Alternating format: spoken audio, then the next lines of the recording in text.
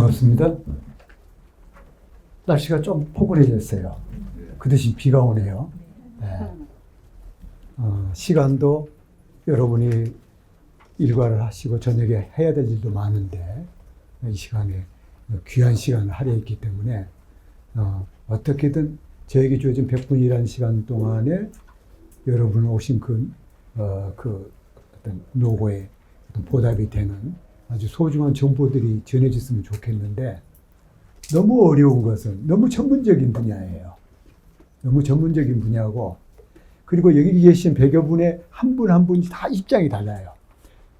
나는 재개발을 하는데 나는 재건축을 하는데 나는 주거환경개선을 하는데 나는 재정비 촉진 사업을 하는데 나는 모아타운 하는데 가로주택 하는데 그리고 지금 이제 우리는 시작인데 아닌데 우리 지금 철거 중인데 아니 우리 이제 끝나서 지금 입주하려고 관리처분 단계인데 왜 저 얘기만 해도 관리처분 얘기 좀 해주지 뭐 이렇게 어려워요. 네. 그래서 지금 서대문에서는 이 프로그램을 한 6개월 간격 동안에 한 8개 분야로 나누어서 이제 여러분에게 소개를 해드립니다. 그러니까 이 과정을 꼼꼼하게 들으시게 되면은 우리가 지하철을 탈 때 에스컬레이터라고 그러죠.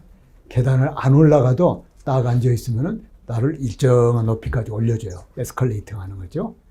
그러니까 8번의 강의를 다 듣고 나면은 처음에는 이 말 같고 저 말 같은데 강사들이 계속 중복되는 말이 나와요. 마지막에 끝나고 그 말이 그 말이었구나와 그 다음에 내가 맡고 있는 동네에서 어떤 사업이 이루어지는지 이 내용을 이제 좀 이해하는데 도움을 드리기로 합니다. 자관 100분 동안에 항상 고민이에요. 매년 나와서 한두 번씩 제가 여러분을 뵙니다만은 어떻게 해야 딱 필요로 하는 얘기를 해드릴까 이렇게 고민입니다만은 이런 다양한 입장이 있는 분이기 때문에 좀 이해하고 들으시면은 전 과정을 마치면 아마 좋은 지식을 습득하게 될 거다 하는 생각이 듭니다. 아까 우리 청장님, 나는 오늘 청장님 와서 인사 말씀하길래 여러분 잘 듣고 가세요 그럴 줄 알았거든요. 근데 지금 제가 몇 년 동안 몇 번 일이 아니고 청장님 꼭 앉아 꼬박 들으셨어요. 거의 애웠어요. 그 청장님 지금 뭐 몇 년 차신지는 모르겠는데 이제 예부 강사 안 불러도 되겠는데요. 이제 청장님 나오셔서 아예 다른 일 없을 때 청장님 나와서 강의해도 되겠어요. 그런 정도로 전문성을 좀 가지고 계신 것은 아무래도 행정이 여러 가지 복잡한 행정이 있음에도 불구하고 이 사업이 너무도 현장에서 어려움이 있고 우리 국민들에게 여러 가지 좀 바람을 좀 잘 채워드리기 위해서 더더욱 그래야만 들여다보신 것 같습니다. 그것에 보답하는 일로 자관 이 과정이 전체적으로 강사님들이 여러분에게 충분한 도움을 드렸으면 합니다. 그래서 제가 맡은 과목이 정비 계획 및 구역 지정 절차, 계획 및 구역 지정 절차라고 되어 있습니다만은 일단 첫 시간 강의이기 때문에 정비 사업은요 법에서 이렇게 정하고 있고요. 이런 과정을 하고요. 그리고 다양한 용어들이 나오는 그 용어들을 서로 비교해서 우선은 이 첫 시간만에는 어떤 뒤에 강사님들이 무슨 용어를 할 때 그 말은 그 말이었어.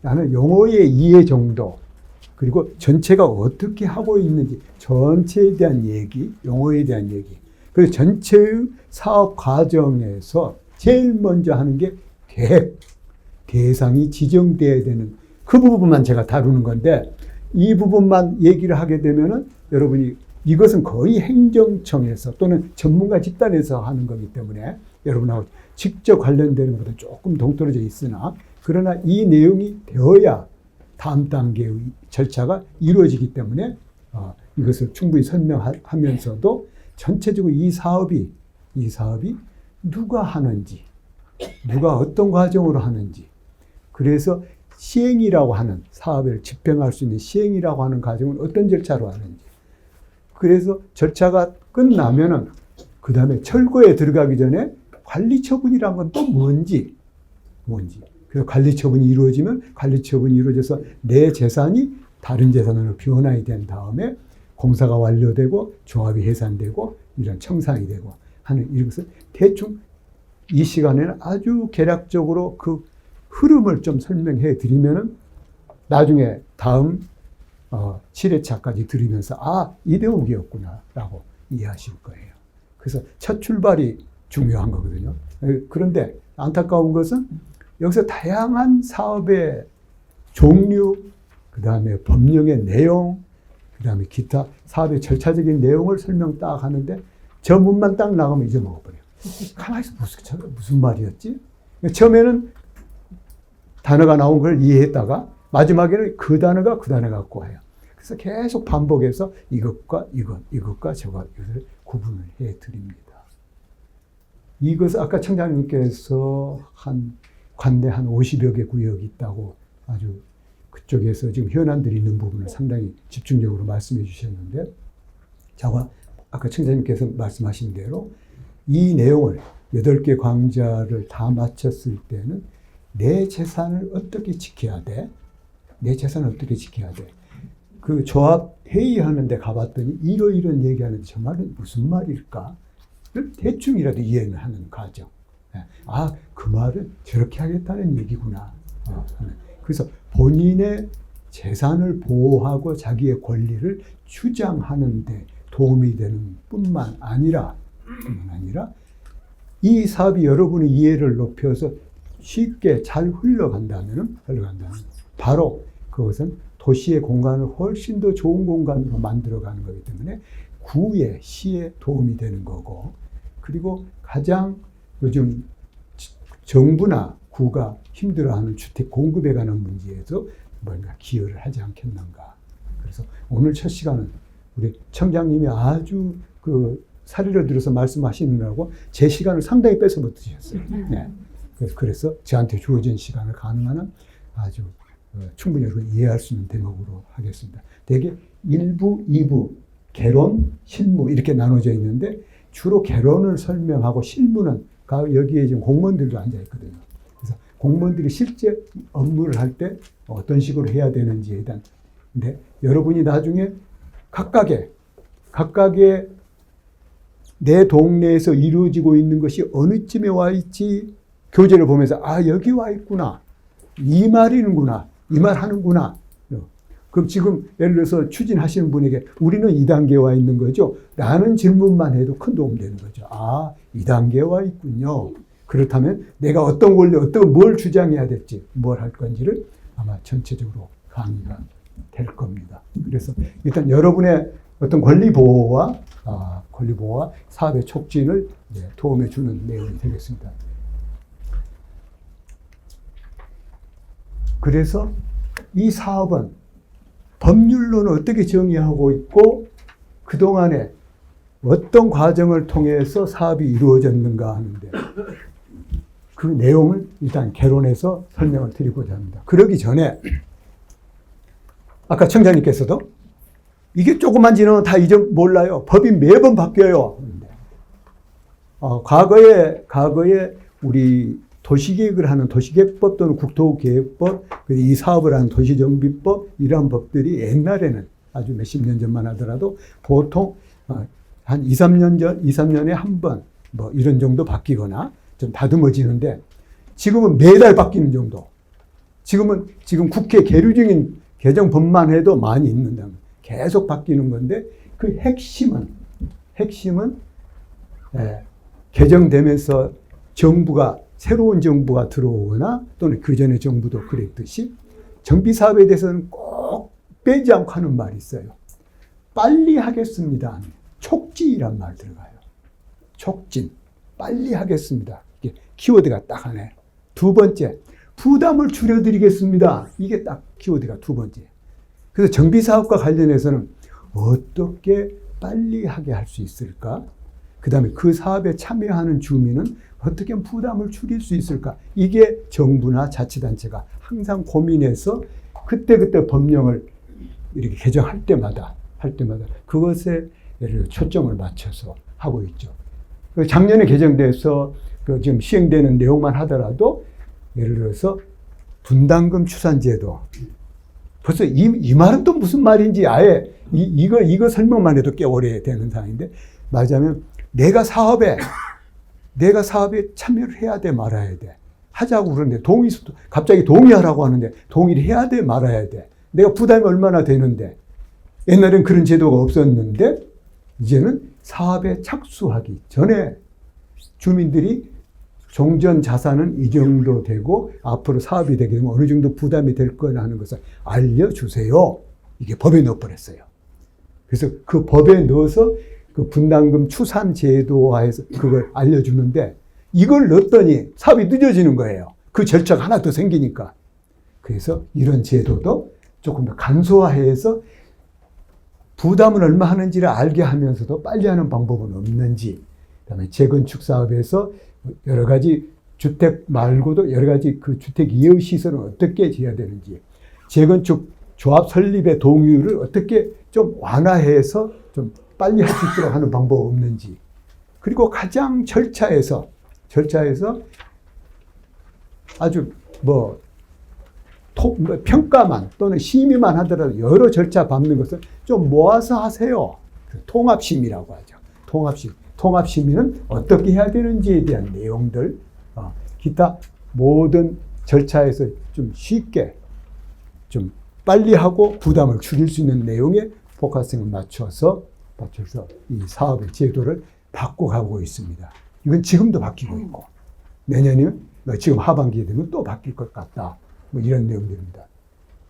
그래서 일단은 규제 완화 측면에서도 이제 서울시는 여러 가지 역세권에 대해서는 좀 더 밀도를 높여서 좀 많이 지을 수 있도록 해주자 하는 내용.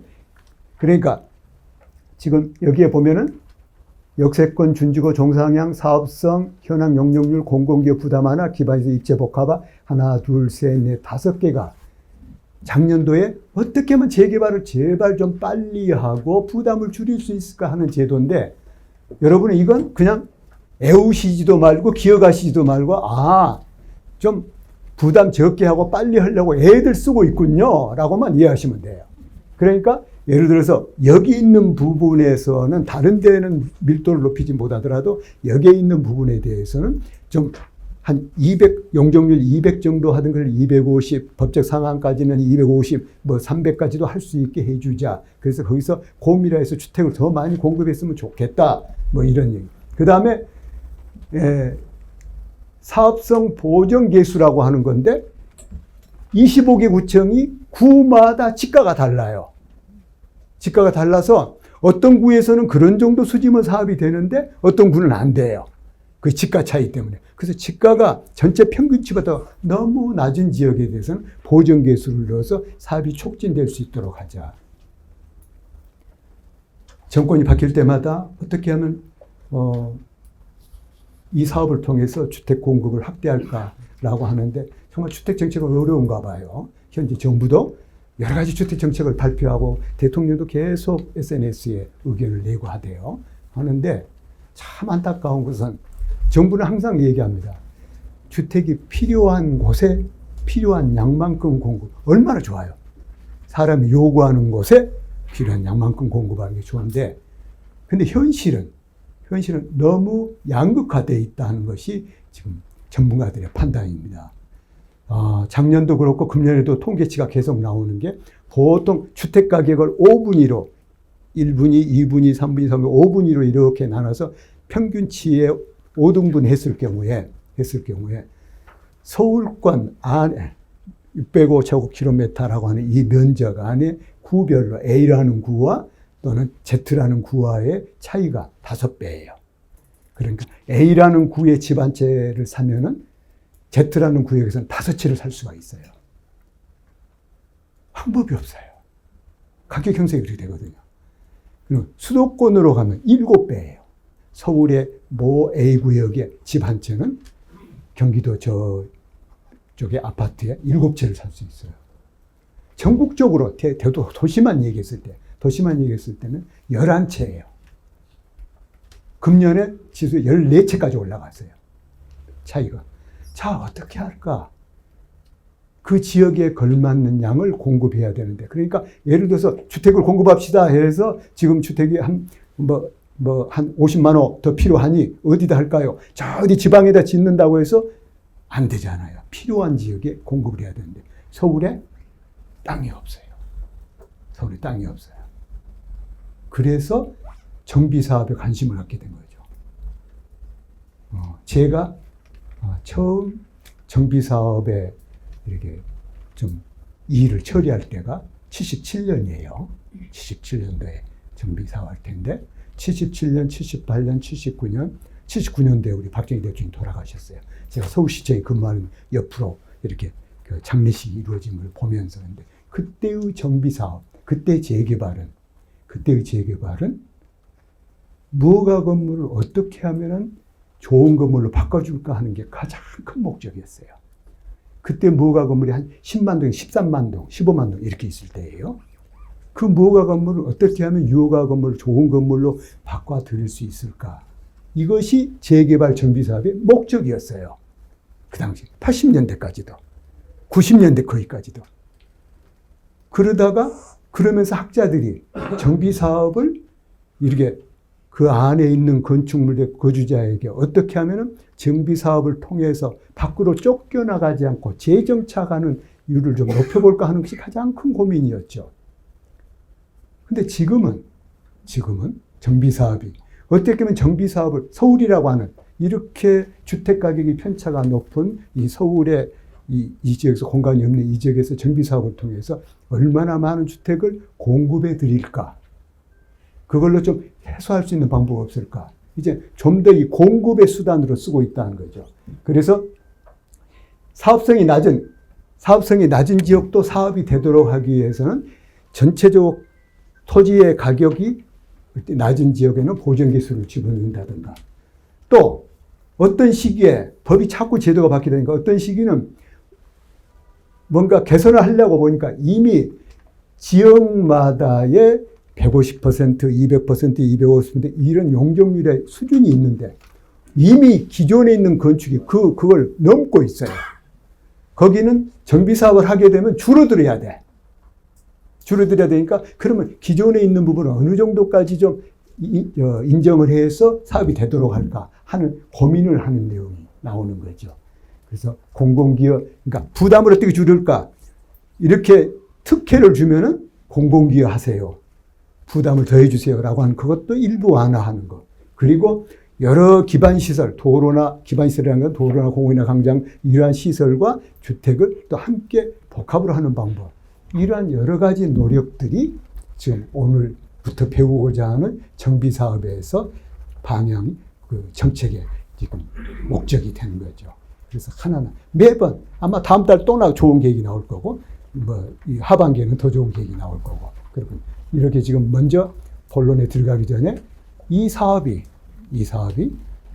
우리 시민들에게 간절하게 어떤 목적을 가지고 있는가? 어떻게 하면은 공급하기 땅도 없는 이 서울 권역에서 필요로 하는 지역에 어떻게 하면은 많은 주택을 공급할 것인가? 저희는 그 거주의 자유가 있잖아요. 서울이 살기 좋다고 그러면 전국에 있는 분들이 다 몰려오잖아요. 어느 분이, 일본의 학자가, 일본 동경 카운티만 하더라도 전국 한 20%랍니다.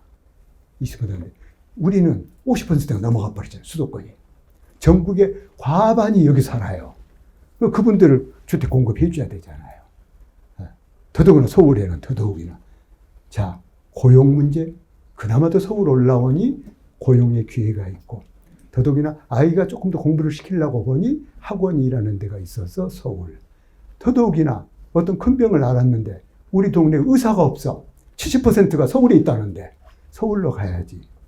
그래서 아마 현재 정부가 어떻게 하면 균형 발전을 위해서 좀 지방을 좀 더 육성할까, 좋게 할까 아주 고민하는 것 같아요. 근데 그 고민은 제가 공직 생활을 했던 박정희 대통령 계실 때부터 있었던 고민이었어요. 어떻게 하면 지방을 더 똑같이 키울까 하는 고민인데 해결하기 아주 어려운가 봐요. 이제 서울만을 놓고 봤을 때 어떻게 하면 지방에서 서울로 계속 올라오신 분들이 최소한의 주거 기능은 수행할 수 있도록 하는 것이 어떤가. 끝이 없지만 그래도 할 수 있는 데까지는 어떻게 할 것인가 하는 것이 이 오늘 배우는 정비 사업을 통해서 이루어져야 될 걸로 보여집니다. 제일 먼저. 자, 법에는 정비사업을 어떻게 정하고 있어? 근데 왜 머리 아프게 법을 따지세요? 라고 하는 거죠. 법을. 우리나라 법률에 보면은 공공의 이익이라는 법의 목적이 있는 데가 있어요. 법에. 공공의 이익이라는 목적이 딱 들어있는 법률은 필히 국민의 일부의 권리를 제한하는 문제가 생겨요. 국민의 권리를 일부를 제한합니다. 네. 그래서 정비사업의 특징 중에 하나가 민간인 시행자, 조합이라고 하는 민간인 시행자에게 수용권을 부여해요. 수용권을 부여하기 때문에 법령에 근거해서 분명하게 사업할 곳에서 하는지, 법령에 정해진 계획대로 하는지, 절차대로 하는지. 그래서 도시정비법, 도시 및 주거환경정비법. 아까 우리 청장님도 이제 완전히 전부가 다 되셨어요. 도정법. 가만히 있어. 도정. 우리 벼를 갈아서 쌀 만들 때 도정하죠? 그 도정법은 아니고, 이 도시 및 주거환경정비법에서 도정법. 그런데 법제처에서 약칭으로는 어떻게 쓰더라도 도시정비법 이렇게 쓰도록 하고 있어요. 근데 우리가 편리하게 도정법 그러죠. 그래서 앞으로는 도시 및 주거환경정비법이나 도시정비법이나 도정법이나 같습니다. 예, 이거 말씀드린 겁니다. 네, 같습니다. 제가 앞으로 뒤에서 계속 설명하면서 이 사업이나 이 사업은 같아요. 이 말을 계속 할 거예요. 아, 이웃집은 이 사업이고 나는 이 사업인데 저 집은 어떻게 되는 거, 우리는 어떻게 되는 거, 이런 이제 그 어떤 용어의 정의를 하나하나 내려드릴 겁니다. 따라서 이 법을 이렇게 소개해 드린 것은 법령에 근거해서 규제하고 수용하고 평가하고 그리고 배분하고, 그래서 법령에 근거해서 아주 균형 있고 적법하게 정당하게 보상되고 할 수 있도록 하는 법령의 근거를 두고 있다. 그 법령에서 즉 이 정비사업의 목적은 이러이러한 내용입니다. 즉, 그러니까 이 도시정비법의 목적의 특징적인 게 도시를 구성할 때 새로운 도시를 만든 신도시 건설이 있고 기존에 있는 주택이나 시설들을 철거하고 하는 기성시가지를 정비하는 게 있는데 도시정비법은 기성시가지를 정비하는, 이미 다 만들어진 곳을 다시 정비하는 이 법이 정비사업. 그래서 어려운 거예요. 이렇게 그냥 나대지라면 엄청 쉬워요. 그냥 수용해서 보상만 해가지고 건물을 지으면 되는데 이미 주택이 있는 부분, 다양한 권리가 있는 부분을 전부 설득해서 해야 되기 때문에 어려운 겁니다. 그래서 그 지역은 즉 도시 및 주거환경정비법, 도시정비법, 도정법, 이 법에 근거해서 이러한 목적으로 하셔야 되는데 아무 데나 해서는 안 됩니다 라고 해요. 여기에서만 하세요, 이게 있어요. 여기에서만 하세요. 그래서 오늘 배우는 게 여기에서만 하세요라는 내용을 배우는 거예요. 아, 그 뒤에 그 다음에 누가 하느냐, 어떤 방법으로 하느냐, 어떤 절차로 하느냐 계속 배워 하실 텐데 오늘은 어디에서 해야 되는 거예요? 아무 데서 해도 되는 거예요? 그건 아니다는 거죠. 여기서만 하세요. 여기서만 하세요. 라고 하는 정한 내용이 정비계획 및 구역지정이라는 절차. 어떤 내용을 할까요? 역시 기본적으로 기반시설, 여러 가지 도로, 공원, 기타 여러 학교, 여러 시설들을 정비하고 노후된 건물을 개량하는 건데 이 사업이 세 가지 유형이 있어요. 세 가지. 즉, 주거환경 개선 사업, 재개발 사업, 재건축 사업, 법령에 딱 세 가지예요. 아, 여기서부터 시작입니다. 뒤에 가면 서울시에서 사업의 용어가 한 10개 나오는데 나중에 나가실 때 다 잊어먹어도 돼요. 어차피 잊어먹게 됐어요. 예. 그러니까 내 동네 것만 기억하면 되는 거예요. 내 동네 게 저구나. 이거 하면 되죠. 법에 주거환경 개선 사업, 재개발 사업, 재건축 사업, 이 세 개를 통칭해서 정비사업 그러는 거예요. 정비사업 따로 있고 재개발사업 따로 있고 주거환경사업 따로 있는 게 아니라 주거환경 개선사업, 재개발사업, 재건축사업을 통칭해서 하나의 용어로 정비사업 이거라는 거죠. 근데 조금 더 한 발짝 더 나갈까요? 서울시만, 전국에서 서울시만 재개발사업을 둘로 또 쪼개놨어요. 주택정비형, 도시정비형.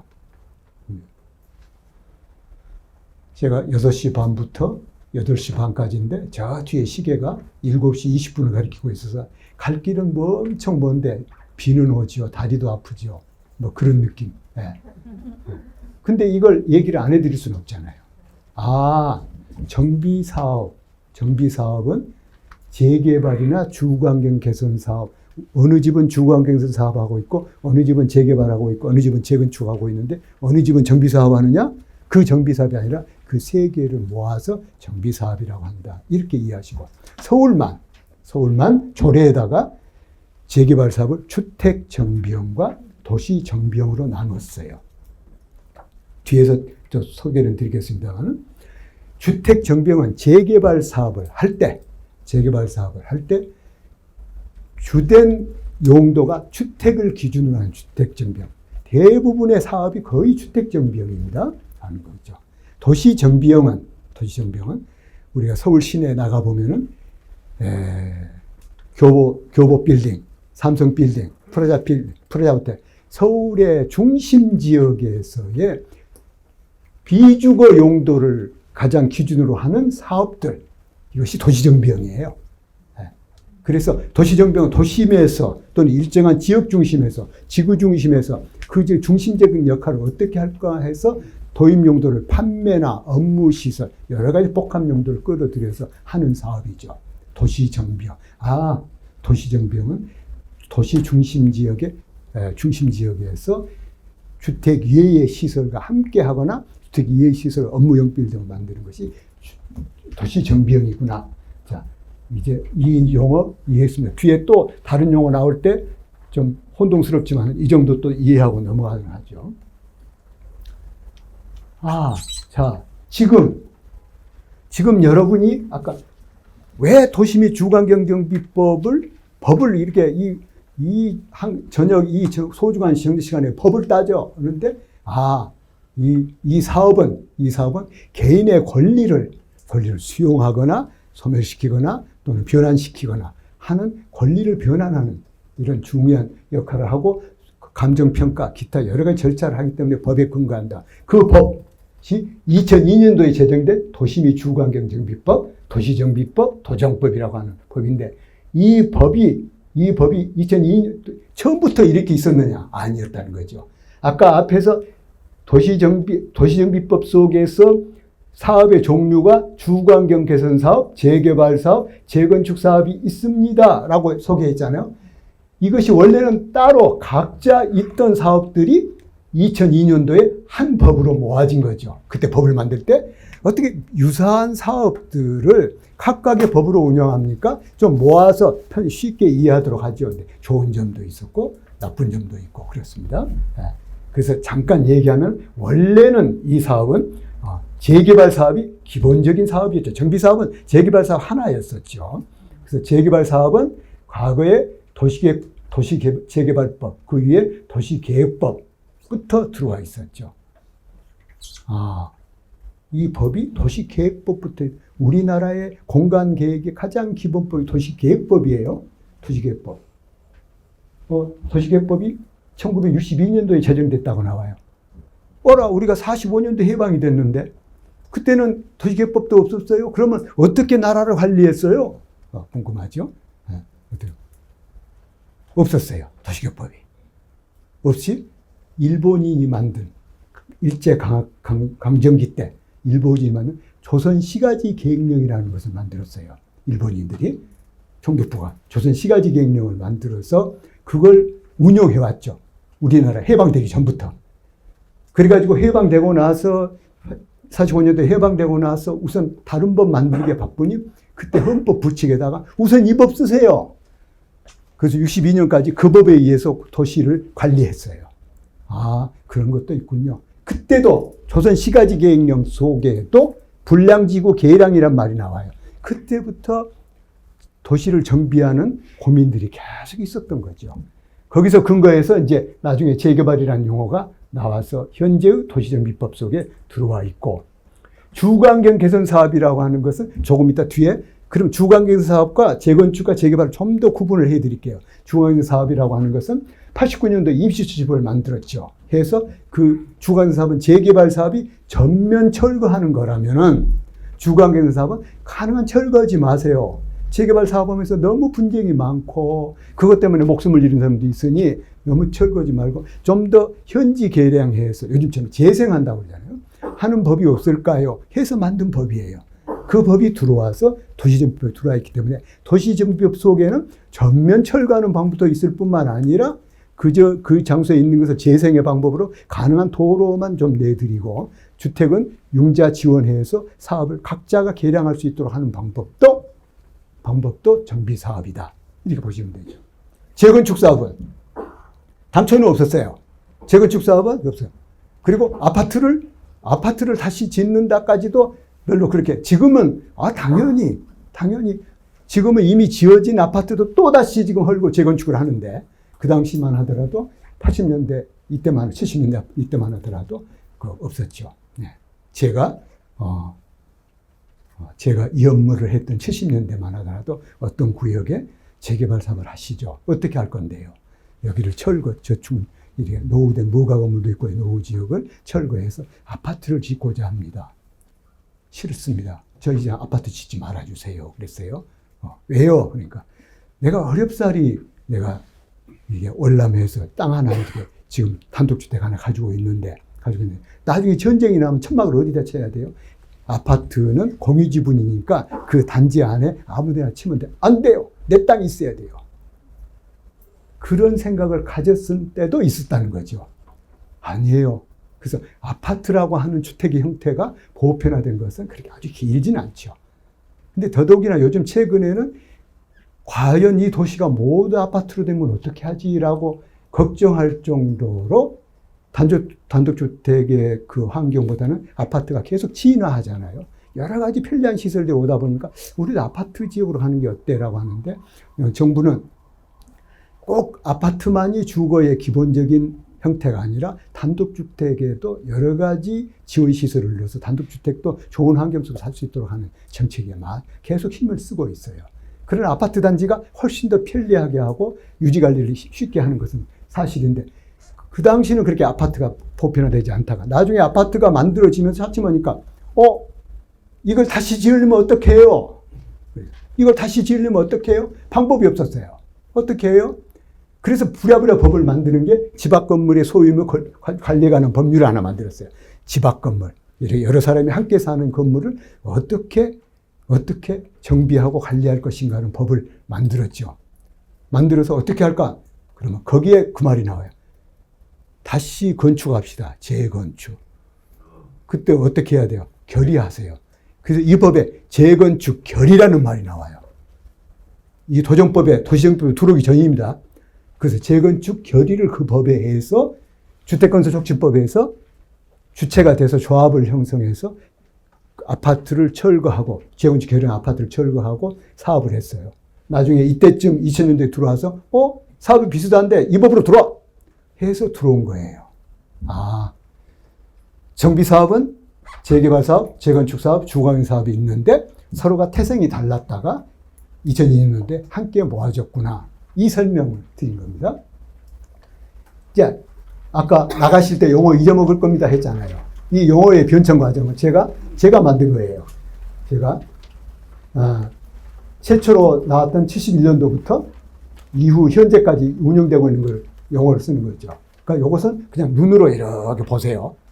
네, 아주 환한 얼굴로 이렇게 보면서 왜 저게 용어야? 내 동네는 뭐지? 이렇게. 결론적으로 얘기하면 현재는 우리나라의 현재는 주거환경개선 사업, 재개발 사업, 재건축 사업은 정비 사업이라고 해서 도시정비법에 의해서 합니다. 그 중에서 재개발 사업은 주택정비형이 있고 도시정비형이 있다고 했어요. 그 정확하게는 한 가지, 두 가지, 세 가지, 네 가지가 도시정비법에 의한 사업이고 그 이후 17년도에 새로 생긴 법은 자유주택 정비사업, 가로주택 정비사업, 소규모 재건축 사업, 소규모 재개발 사업에서 이제 소규모 재개발이 21년도에 이제 들어와 있습니다만은 이런 사업도 이루어진다. 이것을 서울시는 이름을 뭐라고 지었어요? 이 사업을 모아서 하는 것을 모아타운이라고 해요. 모아타운이라고 하는 것은 이런 사업들이 한 일정한 큰 면적에서 여러 가지가 함께 이루어서 시행되는 것이 모아타운이구나 이렇게 보시면 돼요. 그러니까 서대문에도 모아타운이 있는 곳이 있고 모아타운이라는 용어 없이 가로주택 정비 사업을 하는 데가 있어요. 네, 가로주택. 일정한 블록을 도로로 둘러싸인 지역에 안에 있는 부분이 소규모로 대개 공동주택도 짓습니다. 저층으로 보통 짓죠. 이런 사업도 있다. 그래서 아마 여기도 가로주택 하시는 분들이 있을 거예요. 아, 우리 동네가 가로주택이라는 게 그거였구나. 오늘 강의 듣는 건 요거라는데 우리는 그렇다면 이 정비 사업은 아니고 소규모 정비 사업이구나. 얘기해요. 이 법에는 빈집에 많이 생기기 때문에 빈집에 관한 대책도 나오고. 그래서 2017년도에 형성이 된 현재 기성시가지의 정비 방법은 이 내용입니다.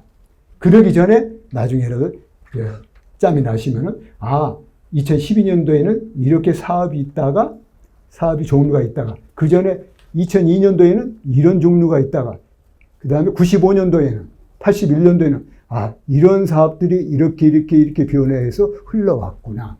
이렇게만 기억하시면 되죠. 네.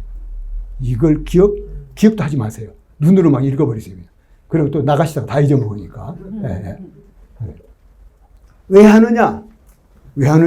요건 내가 이제 공무원들 교육시킬 때 분명하게 이런 목적을 하기 때문에 행정의 목적은 분명히 하세요. 라고 하는 거죠. 그래서 왜 하느냐가 아니라 오늘 여러분들에게는 왜 하느냐가 아니라 아주 제발 좀 내 집 좀 좋은 집으로 좋은 환경적으로 만들어서 살고 싶어요. 예.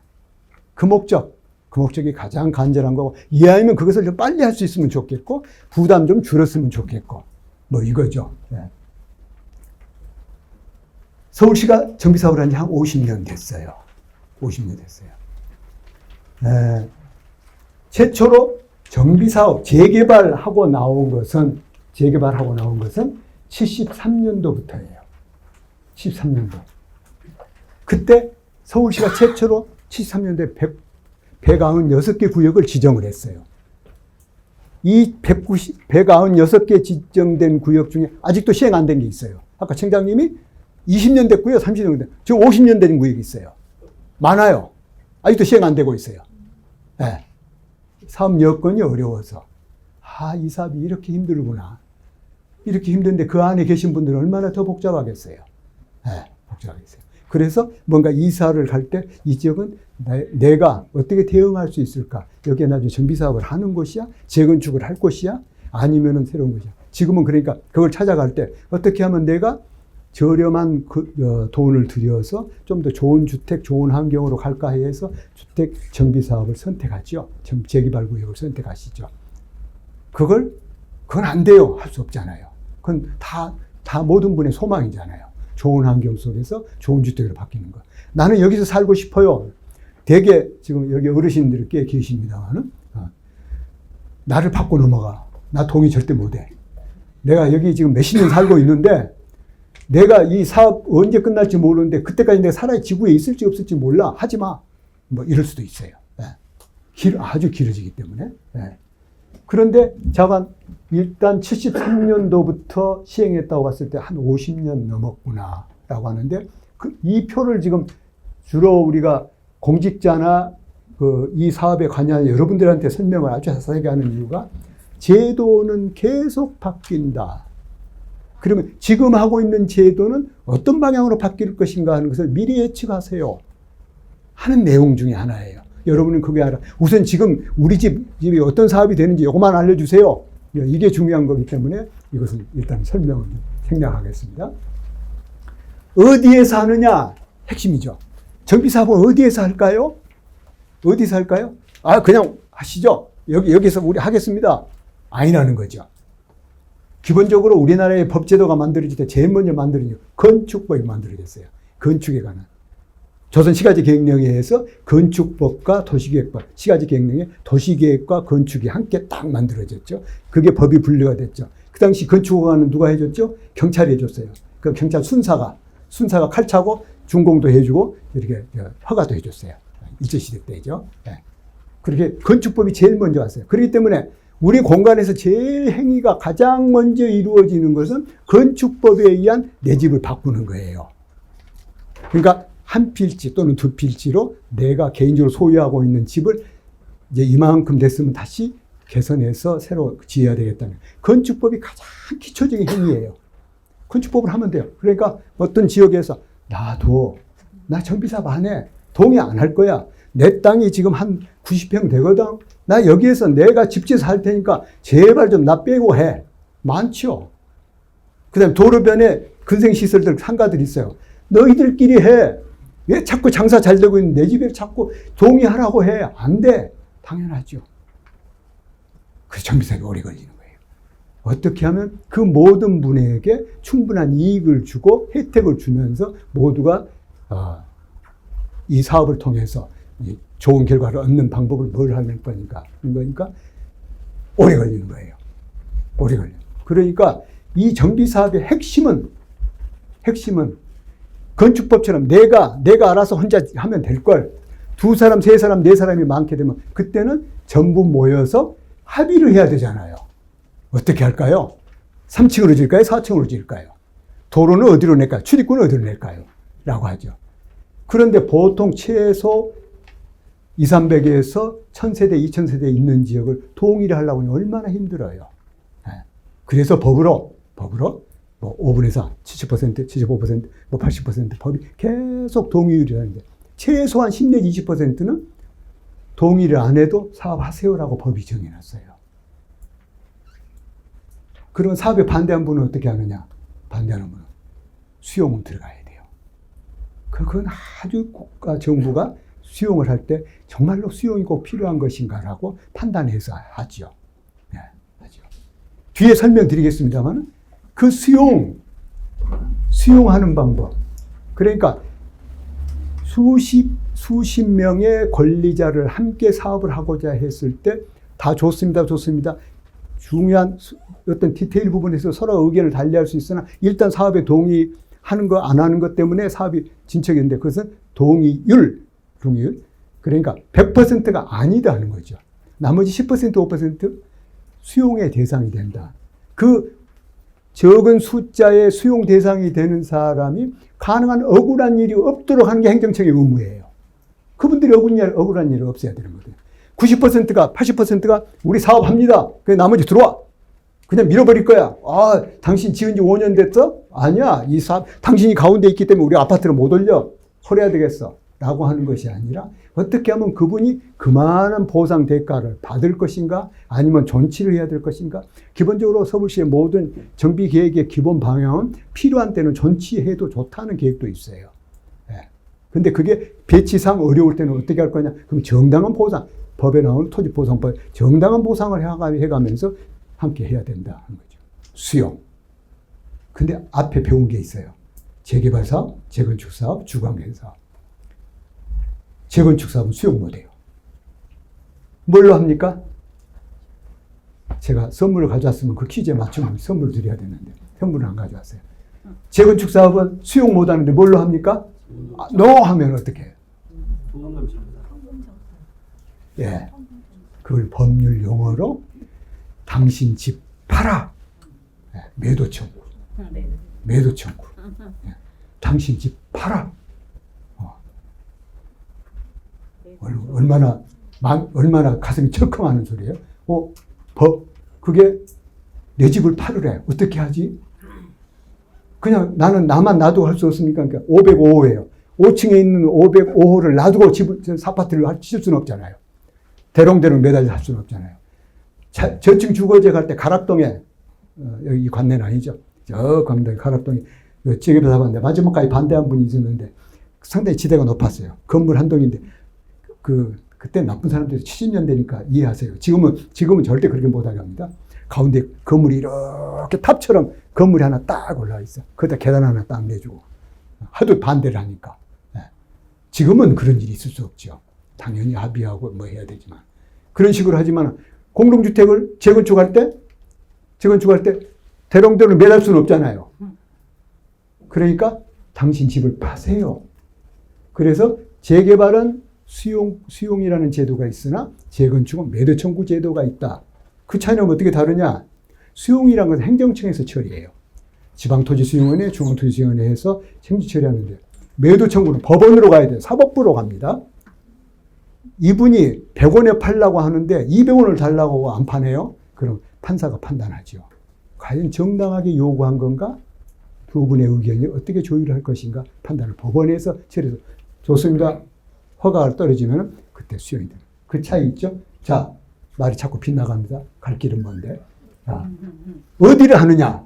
어디를 하느냐는 거죠. 그 요소가 다 뽑아보면은 얼마나 불량 건물이 있느냐, 모여 있느냐.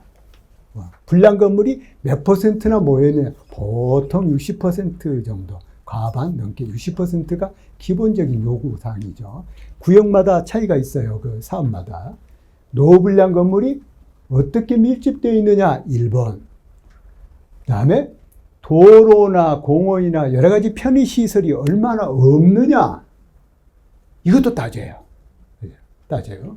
세 번째, 사람이 너무나 또는 산업이 너무나 과밀하게 밀집되어 있어서 너무나 환경이 안 좋은 건 있는가.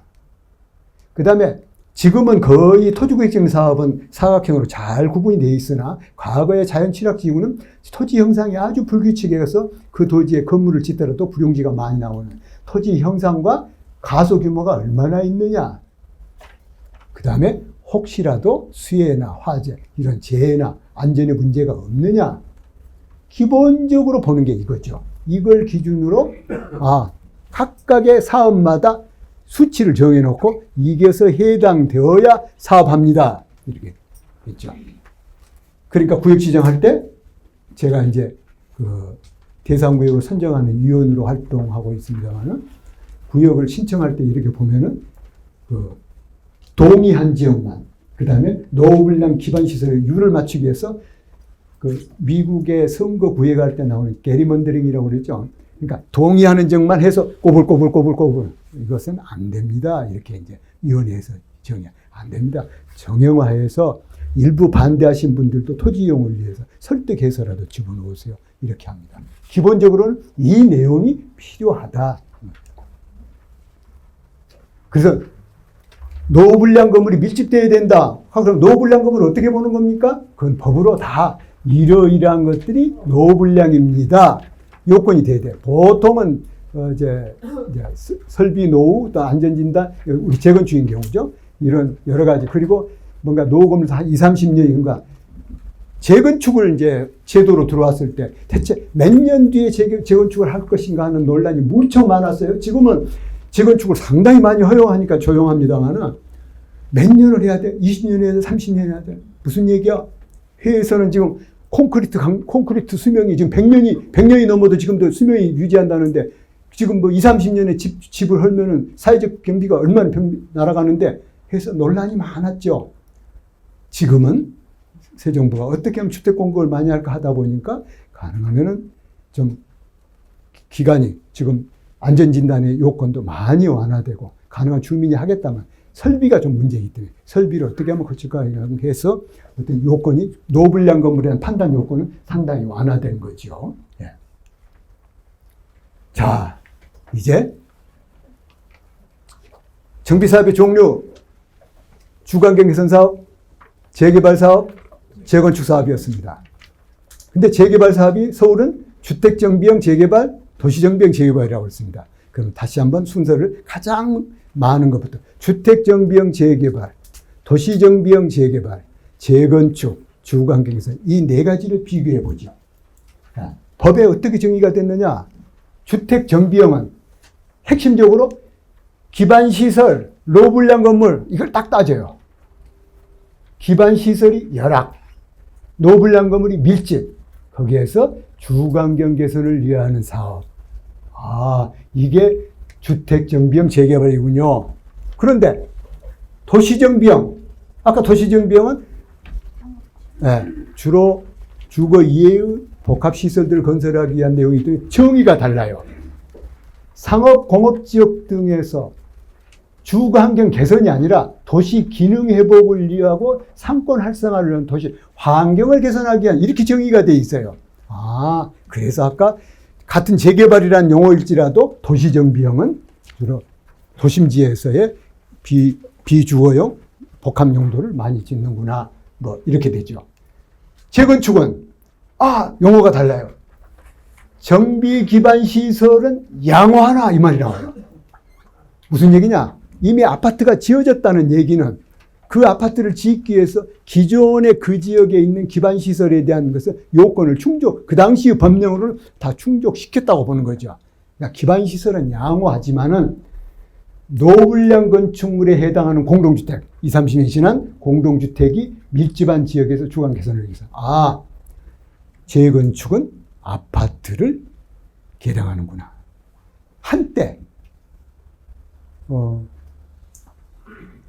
우리 실무자가 내가 얼굴을 잘 몰라서 서대문에도 아마 단독주택이 재건축이 있을 거예요.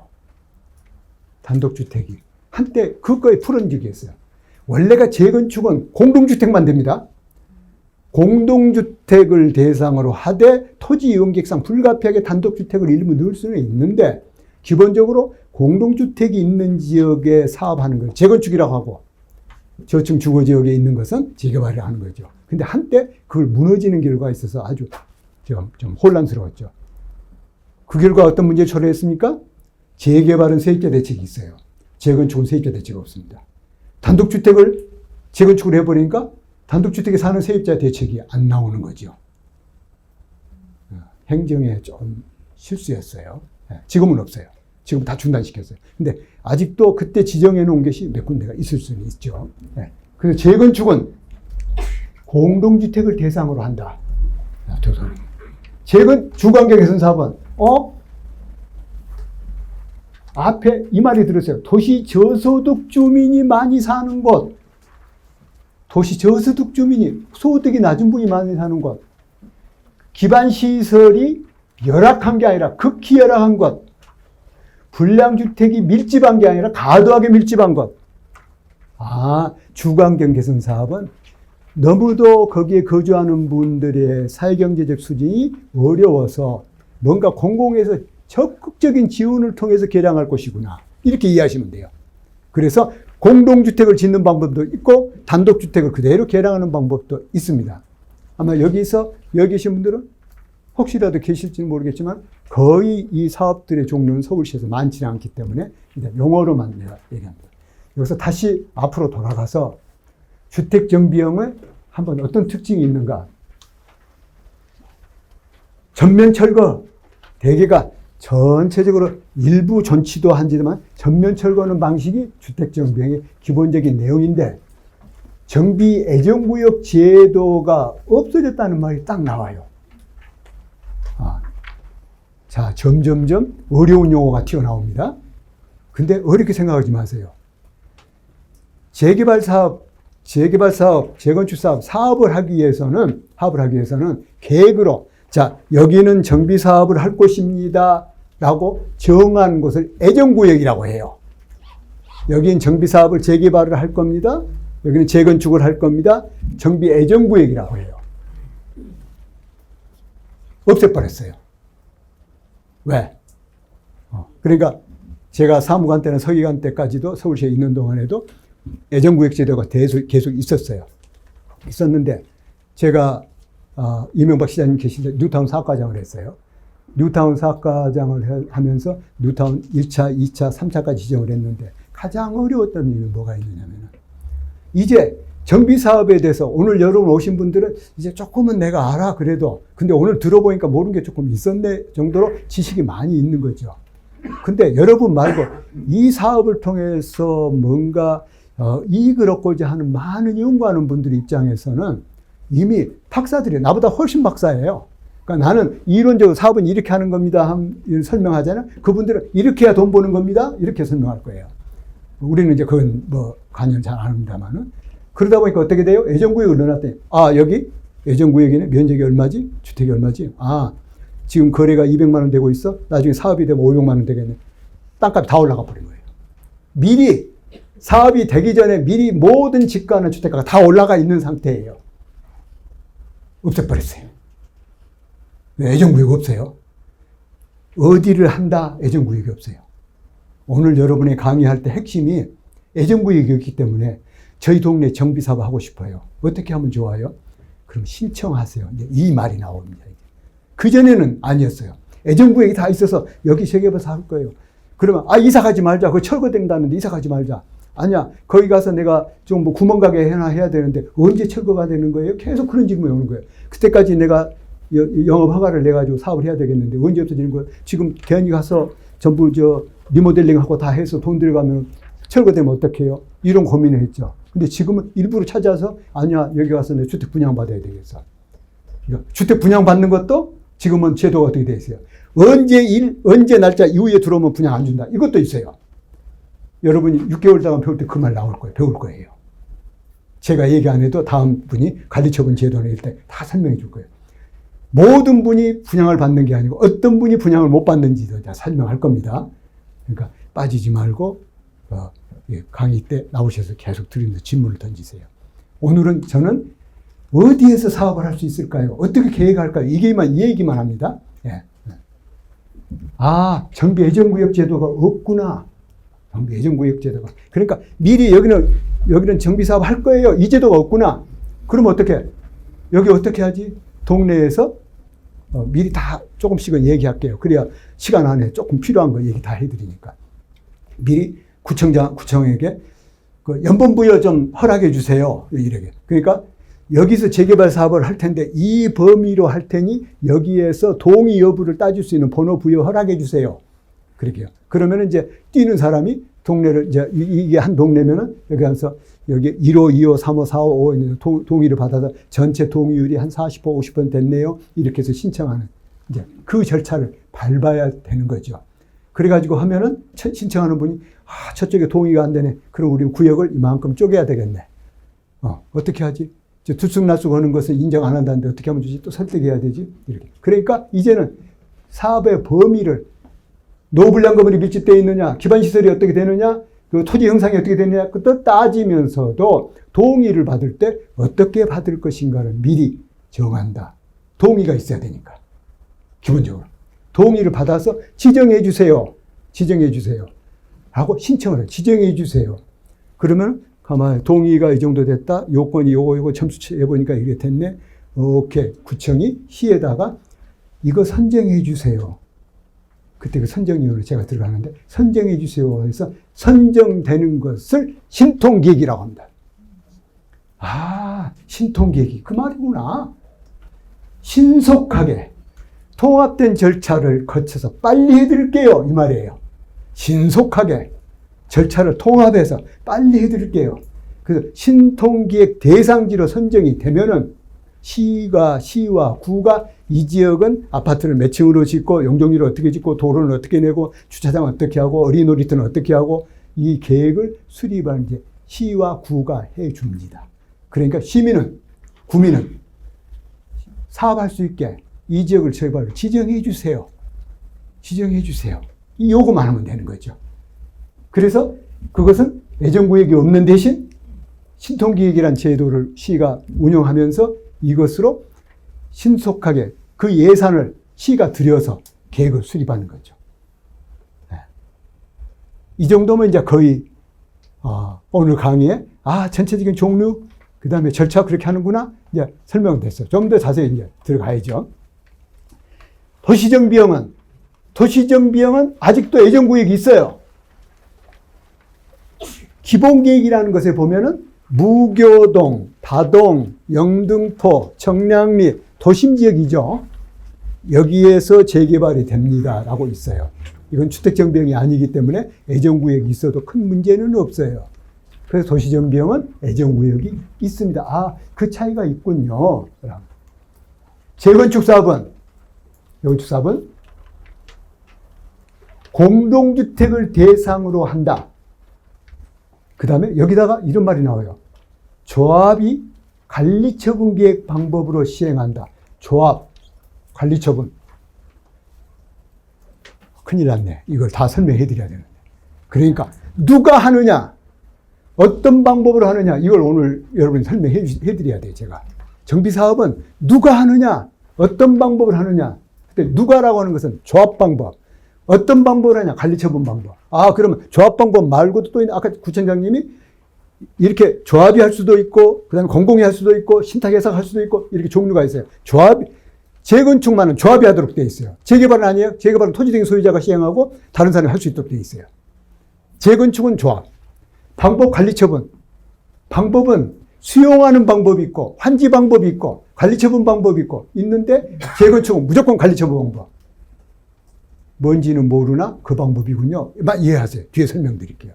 아, 재건축은 조합이 시행자가 딱 하나로 정해졌구나. 다른 사람 못 하는구나. 조합이 해야 되고 그리고 관리처분 방법을 하는구나. 이게 뭐라고 되어 있느냐. 조합원 자격. 재개발은 이 구역이 재개발이라면 1제곱미터만 가지고 있어도 조합원이에요. 땅만 가지고 조합원이에요. 1제곱미터만 가지고 있어서. 주택만 가지고 있어도 재개발 조합원이에요. 그래서 의결권을 행사하죠. 그 조합원이 분양을 받느냐 안 받느냐 별개의 문제예요.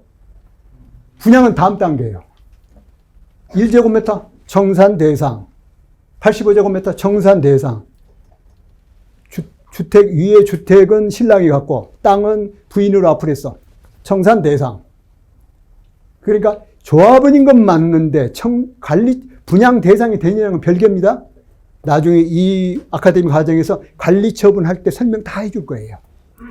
관리처분에서 분양 자격은 이런 사람이 있는 겁니다. 날짜 기준이 있고 권리 기준이 있고 권리 취득 일자의 기준이 다 다르다. 이것만 오늘 배우면 돼요. 아, 그러니까 계속 간혹 어떤 민원이 있냐면 이 구역에서 내가 분양을 받을 수 있는지 없는지 확인이 되죠. 부동산에 갔더니 A 부동산은 받는다고 그러고 B 부동산은 안 받는다고 하는데 어떻게 하면 좋죠? 이럴 수도 있죠. 구역마다 약간의 차이가 나니까. 네. 그런데 조합원의 자격이 재개발은 1제곱미터만 있어도 조합원이나 분양과는 다르다. 의견을 행사한다. 재건축은 달라요. 재건축은 건물과 토지를 가지고 있어야 함과 동시에 동의를 해야 조합원이에요. 동의 안 하면 조합원 아니에요. 의결권도 없어요. 이게 조합원 차이. 재건축과 재개발의 차이입니다. 아까 설명을 중간에 했어요. 수용 대신 매도 청구 제도가 있다. 당신 땅을, 당신 집을 팔아.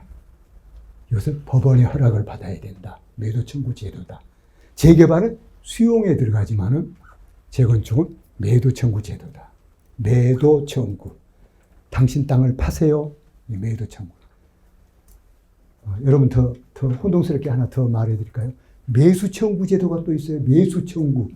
매도 청구. 당신 집을 파세요. 매도 청구. 매수 청구. 매수 청구. 내 땅 좀 사요. 이게 있어요. 어떤 경우가 생길까? 매도 청구. 당신 집 파세요. 재개발 사업 해야 되겠어요. 재건축 사업 해야 되겠어요. 매수 청구. 내 땅 좀 사세요. 어느 경우에 생길 것인가? 89년도에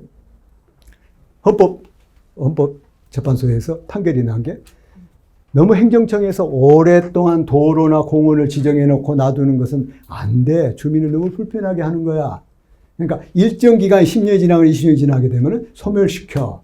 그래서 그 기간이 지나게 되면 그 시설, 도로나 공원 안에 있는 대지인 경우 매수 청구를 신청할 수 있어요.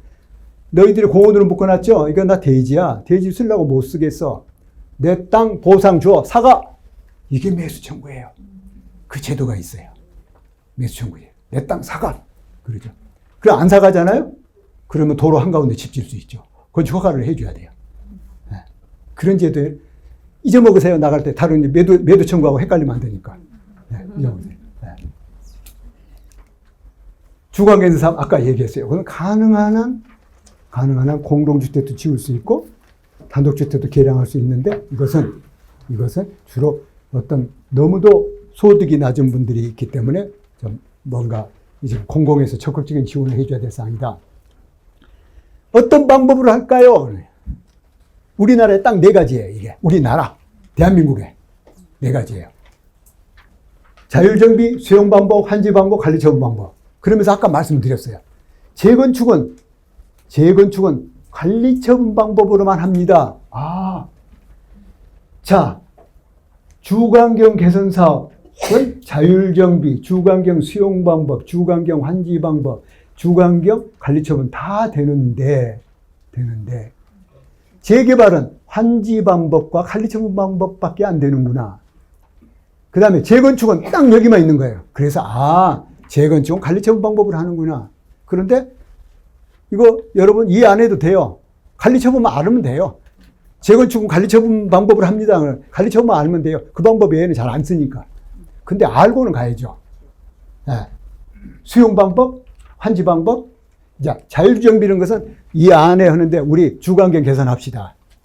그래서 여러분 가지고 있는 토지에 도로는 저희 시에서 내드릴 테니 여러분이 가지고 있는 토지에 건축허가를 개별적으로 건축허가를 받아서 집 지으세요. 대개 그런 내용. 스스로가 필요한 시기에 정비사업 하는 거예요. 너 당장 이렇게 철거하세요? 라가 아니라 필요한 시기에 정비사업 하세요. 도로는 내드릴게요. 이런 식이죠. 그런데 수용, 환지, 관리 처분은 약간 차이가 달라요. 먼저 수용 방법. 우리나라 방법입니다. 정비사업에도 쓸 수 있는 방법이에요. 수용 방법. 이 안이 정비사업 구역이에요. 수용 방법을 하겠습니다. 은평 뉴타운 그렇게 했습니다. 제가 뉴타운 사과장 할 때 은평 뉴타운을 관여를 했는데 은평 뉴타운 수용 방법이에요. 전부 나가세요 그래요. 수용 방법은. 나갈 때 문 앞에서 돈 줘요.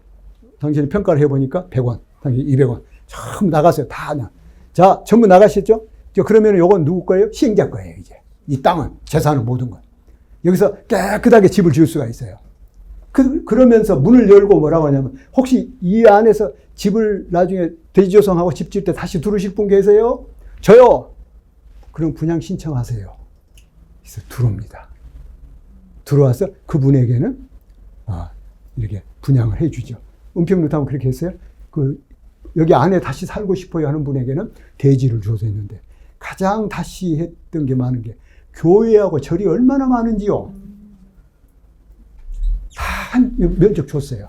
그러니까 교회를 규모에 따라 2개를 붙여주면 교회가 알아서 A교회가 B교회에 팔고 이렇게 해서 사찰 교회 무척 많았어요.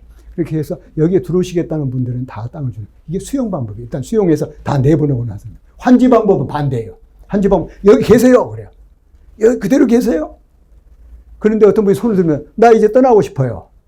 그럼 법에 뭐라고 되어 있느냐? 동의에 의한 환지 부지정. 환지 지정 안 해주는 거. 네, 그럼 선생님 청산 대상으로 하겠습니다. 내보내서. 자, 이제 나머지 분은 여기 다 계시는 거죠? 네, 그러면은 각각 여러분에게 이제 환지, 종전 토지를 나중 대지로 바꾸는 환지, 바꿔주는 대지 토지를 바꿔주는 계획을 세워요. 할 때 일정 기준이 있어. 종전 토지가 대략 기준이 90제곱미터가 되어야 단독 필지를 준다. 그 이하는 2분, 3분을 공동 필지를 준다. 그렇게 땅을 다 주게 돼 있어요. 자, 그 다음에 너무 과소한 토지는 청산 대상으로 한다. 거기도 나와요. 예. 그래서 대개 토지를 대상으로 그렇게 해요. 이 사업이 우리가 해방되기 전부터 우리 중앙업무지구, 우리 일제시대 때 구획정리 사업을 전부 환지 방법으로 한 거예요. 예.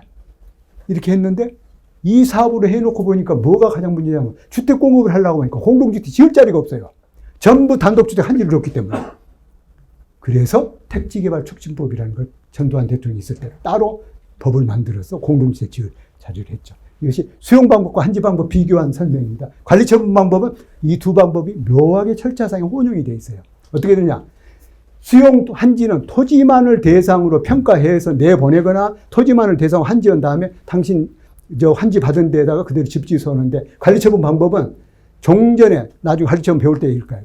여러분이 가지고 있는 종전의 권리를 전부 평가해요. 토지의 평가, 건축물의 평가, 모든 자산을 평가하죠. 이 평가한 것은 새로 지은 주택의 가격 평가한 것에 비교해서 분양을 주지요. 그죠? 그때 분양 신청이라는 제도도 수용에 있는 것처럼 분양 신청을 받아서 나는 종전 가격이 이 정도 되는데 지금 아파트는 이런 희망평을 원합니다. 그러면은 기준에 맞으면 주고 안 되면 하죠. 그래서 청산, 과도하게 주면은 청산금이 나오는 거죠. 이게 관리 처분 방법이에요.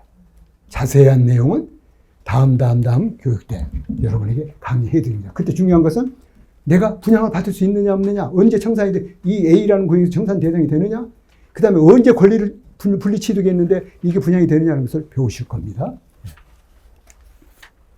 누가 하느냐? 즉 주거환경 개선 사업은 공공이 하는 거. 아까 봤죠?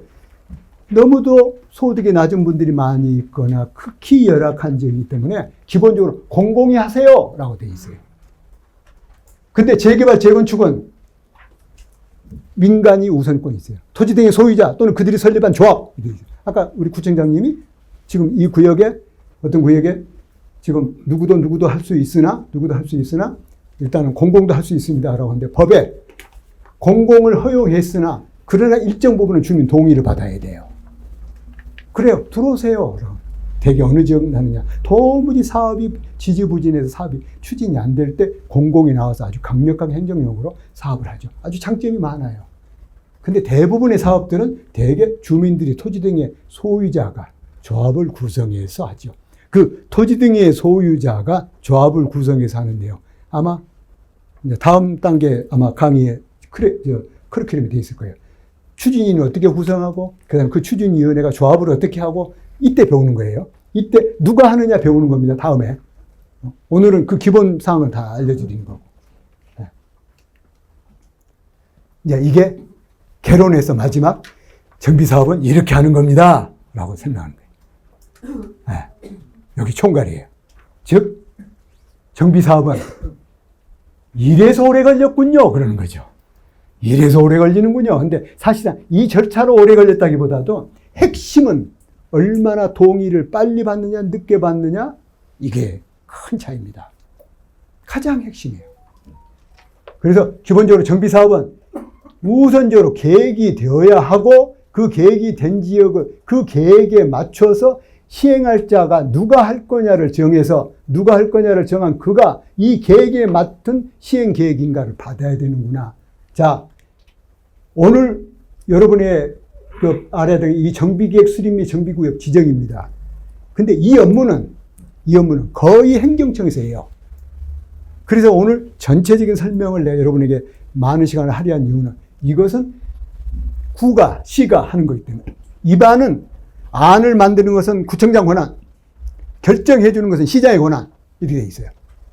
그래서 이것이 결정이 되면은 누가 할 거냐, 먼저 추진위원회 구성이 되고, 그 추진위원회가 조합 설립을 받거나, 아니면 동의를 받아서 시행자, 시장 군수가 하거나, 아까 홍제구역 뭐 하신다고 그러세요? 시장 군수가 하거나, 토지 등의 소유자가 하거나, 또는 신탁사가 하거나, 이렇게 하죠.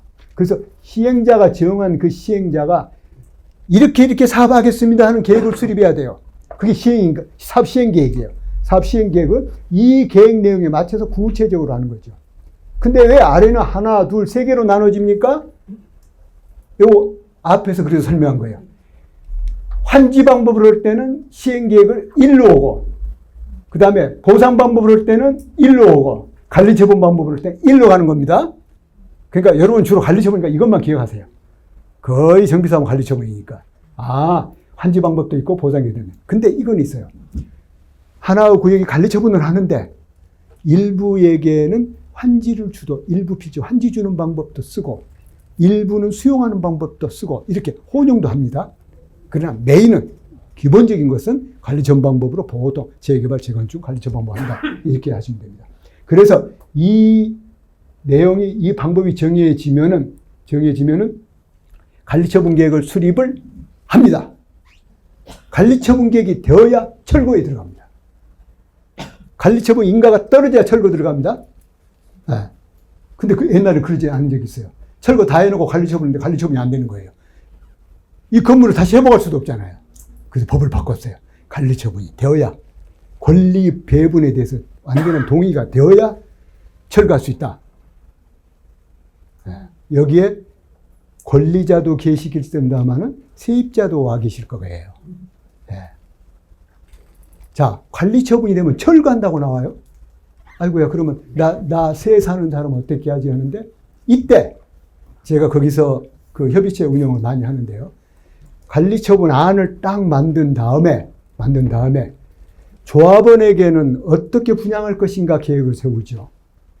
분양 못 받고 나가는 분이 누가 있느냐면 세 가지예요. 주거 세입자, 상가 세입자, 또 하나 너무 가소 필지가 돼서 청산 대상이 되는 자, 또는 어떤 사람은 나 이 동네 안 살기 싫어요. 그냥 나는 분양 대상은 되지만 청산권 받을래요. 청산 대상자, 주거 세입자, 그 다음에 상가 세입자. 이분들에게는 관리처분 계획을 수립을 할 때 미리 구청 강당에 모여서 설명회를 열고 2번, 3번에 계속 협의체 구성을 운영을 해요. 그때 뭘 하느냐? 주거 세입자에게는 이집이 줍니다. 이사비도 줍니다. 임대주택도 줍니다. 이런 기준으로 줍니다. 언제부터입니다. 여러분 질문하세요. 이렇게 설명을 다 해서 그 제도를 맞아면 시가 10여 년 전에 만들었어요. 그전에는 무조건 철가다 보니까 나 세입자인데 이렇게 나가면 어떻게 하라는 얘기야. 이사비는 주는 거예요? 이주비는 주는 거예요? 근데 그것을 정확하게 그 협의체에서 정확하게 법에 정한 대로 이주비 주세요. 이사비도 주세요. 이사비는 트럭당 얼마, 짐 크기에 따라서 얼마. 그 다음에 임대주택은 자격이 있는지 딱 따져서 임대주택 자격 되는 사람에게는 임대주택을 공급해 주세요. 이걸 이제 하는 겁니다. 그래서 분양 대상자에게는 분양을 받는 애에 분양을 받지 못하고 나가는 분에 대해서는 관리 처분이 되기 전에 협의체를 거쳐서 내가 어떤 대책을 받고 가는지를 알게 된다. 상당히 투명해졌다. 이렇게 이해하시면 됩니다.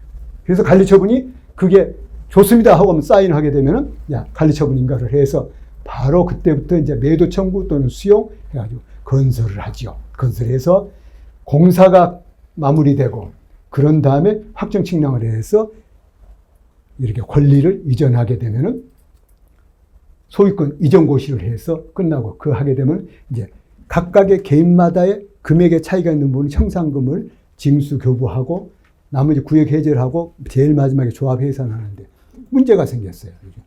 지금 내가 어느 모 구청에 계속 지금 설득하러 다니는 게 사업이 끝난 지가 1, 2년 되는데도 아직도 조합 해산 안 해요. 청산법인이 있는데 아직도 살아있어요. 근데 그 동네가 아주 부자 동네라서 잔액이 한 몇백억 있어요. 그걸 계속 이 사람들 봉급을 받아가면서 있는 거예요. 그 조사해 본 거죠. 왜 마무리 안 하느냐. 근데 사정이 있는 데도 있어요. 소송이 걸린 부분이 많아요.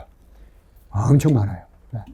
그래서 지금 각 구마다 어떻게 하면은 빨리 그것을 털어서 조합원에게 돈 다 배분하고 청산대로 할 수 있느냐. 이것도 가업입니다. 이게 처음에서부터 마지막까지 그렇게 쉬운 일은 아니에요. 거의 설명을 드렸습니다.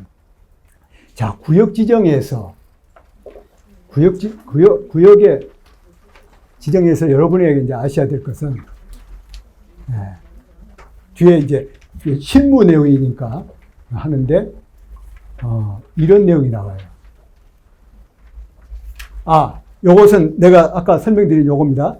예를 들어서 아무데나 하는 게 아닙니다. 법에 주택정비형은 이런 요건이 돼야 되고 무가구물 60% 이상이 돼야 되고 그 다음에 면적은 1만 제곱 이상 또 주택 접도율은 얼마 이런 요건이 되어야 주택재개발 지정을 받는다.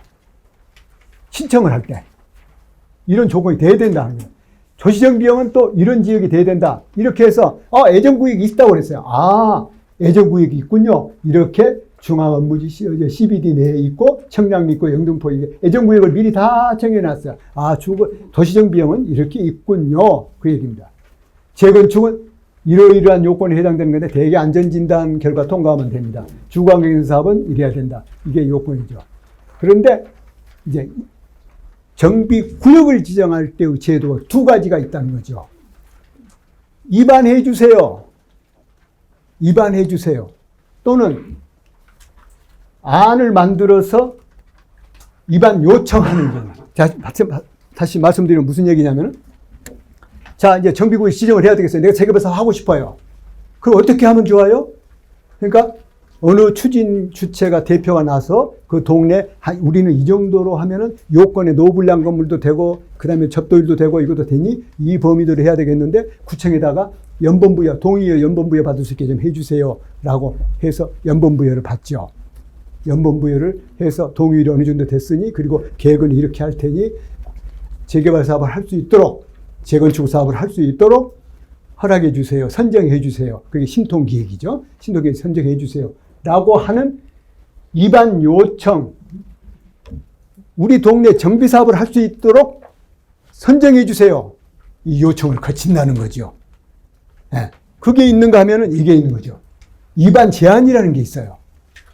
뭐냐면 안을 다 만들어요. 계획안을 다 만들어서 이 내용으로 해 주세요. 앞에 것은 무조건 어떤 계획이든 시에서 알아서 계획해 주세요. 이것은 이런 내용을 해 주세요. 라고 하는데 주로 어디에 쓰느냐? 무조건 좀 계획 세워서 해 주세요 하는 것은 재개발. 안을 만들어서 하는 경우는 입안 요청, 재건축. 아시겠죠? 그렇게만 이해하시면. 재개발은 입안 요청을 한다. 그래서 법으로 딱 요청하면 언제부터 언제까지 그 기간을 정해서 한다 안 한다 정해줘라. 범위나 선정위원회 거치고. 그리고 재건축인 경우는 안을 만들어서 하게 되면 자문을 해서 한다. 이제 정비사업이 되려면은 신청을 하거나 안을 만들어서 내는데 되게 그냥 우리가 재개발 사업 할 수 있도록 해주세요 하는 것은 신청이고, 재건축 사업 할 수 있도록 이런 내용을 하세요 하는 것은 입안 제안이구나. 나중에 세부적으로 뒤에 절차, 우리 다음 강사들이 또 자세하게 설명할 겁니다.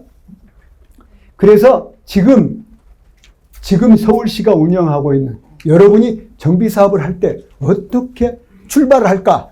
출발은 구역부터 지정해야 되죠. 대상 구역. 그러니까 그 대상 구역이 요건이 맞느냐 안 맞느냐니까 구청, 시에서 판단하면 돼요. 여러분 그 요건 맞는지 안 맞는지 다 이제 뭐 대충은 맞을 것 같아. 그러니까 우리가 해주세요 요구만 하면 돼요.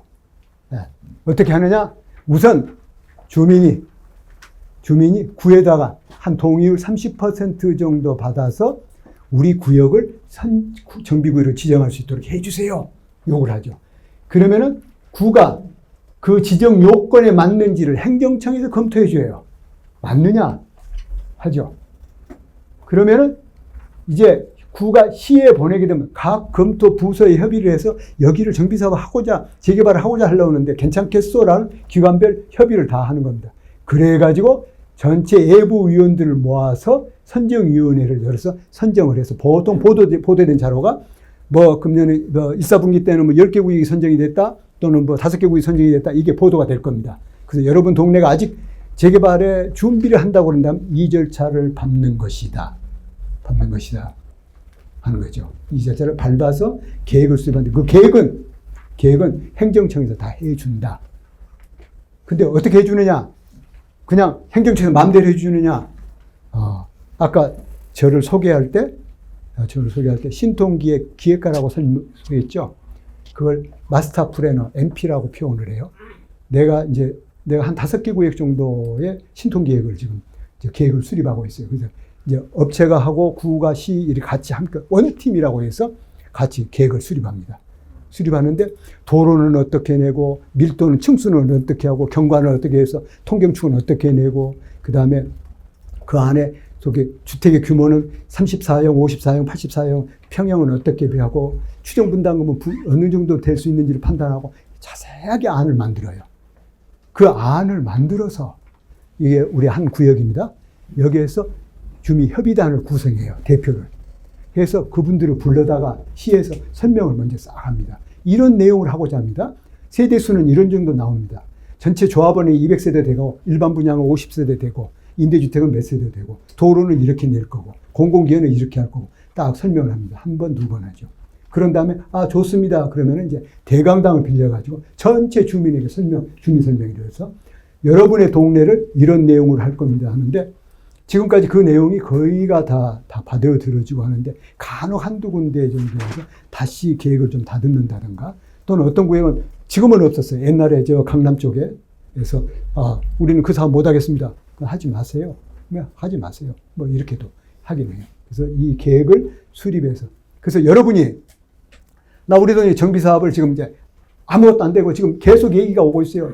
동의서를 내라고 하는데 이게 뭔지 모르겠어요. 연봉부여를 받았다. 그것은 이제 대상구역으로 선정하기 위해서 동의해 주세요가 처음 시작하는 거죠. 그래서 대표자들이 돌아가면서 동의를 받아가지고 이런 절차를 거쳐서 선정이 됐다네요. 선정이 돼서 이제 시가 계획을 수립하고 있답니다. 언젠가 우리를 불러서 설명해 줄 거예요.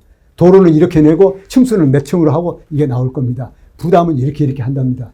이렇게 되면. 이게 되면은 다음 강의가 언제예요? 다음 강의 오신 분이 누가 할 거냐? 추진위원회 구성을 이렇게 하는 겁니다. 그 추진위원회는 조합 설립을 이렇게 하는 겁니다. 하고 나서 조합은 시행계획서를 이렇게 수립해야 됩니다. 이래야 사업성이 나오는 겁니다. 공공기관은 어떻게 하고 도로는 어떻게 내야 그 다음에 국공립은 어떻게 무상량을 받아야 되는 겁니다.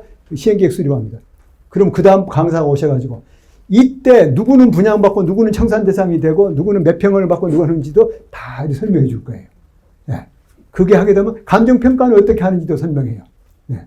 그런 다음에 이제 공사될 때 어떤 문제가 있는지도 설명해 주고 변호사가 와서 변호사 대기할 거예요. 자, 마지막에는 우리 구청에서 주민들 모아놓고 자, 질문하세요. 뭐가 가장 궁금하세요? 서대문 참 잘 만들어놨죠. 그러니까 아까 말씀드린 대로 조금 저녁에 시간 내서 한 8차례만 오시게 되면 이 수준이 에스컬레이팅 된다. 단계 올라가니 해서 여러분의 재산을 잘 지키시고 그리고 그 권리를 충분히 활용하시고 하십시오.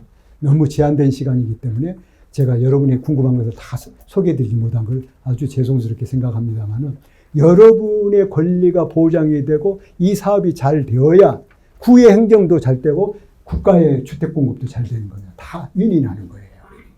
그래서 구별로 이런 아카데미를 많이 서울시도 운영을 하고 있는데 하는 겁니다.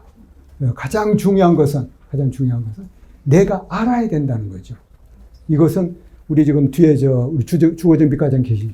주호정비 과장님, 주호정비 과장님, 아무래도 소개해드려야 되겠다. 나오세요. 제일 고생하는 분인데, 구청의 과장님 중에서 제일 고생하는 분인데, 이분을 불러드리는 이유, 내가 다 설명 못 드린 내용은 이 과에 오셔서 물어보셔야 됩니다. 네. 담당 과장님이세요. 네. 아주 고생하신 분입니다. 박수 한번 주세요. 제가 8시 반까지 허가를 받았는데 시간이 한 5분이 넘었는데 질문, 이건 꼭 물어봐야 되겠다면 질문하십시오. 네. 집에 가고 싶은데 질문하면 되게 미움받죠. 네. 해서 아까 말씀드린 대로 모든 행정청이 창구를 다 열어놨어요. 우리 지금 정말 제일 고생하시는 우리 과장님이세요. 팀장님도 그렇고 과장님도 그렇고. 그래서 항상 구의 문이 열려있기 때문에 내 재산은 뭔데 어떤 건지. 아까 청장님은 상당한 수준에까지 아는데 공무원 생활을 몇 년 해도 정비사업을 알기가 무척 어려워요. 저는 77년부터 했으니까 내년이면 50년 하는 겁니다. 50년 하는데 지금도 모르는 게 있어요.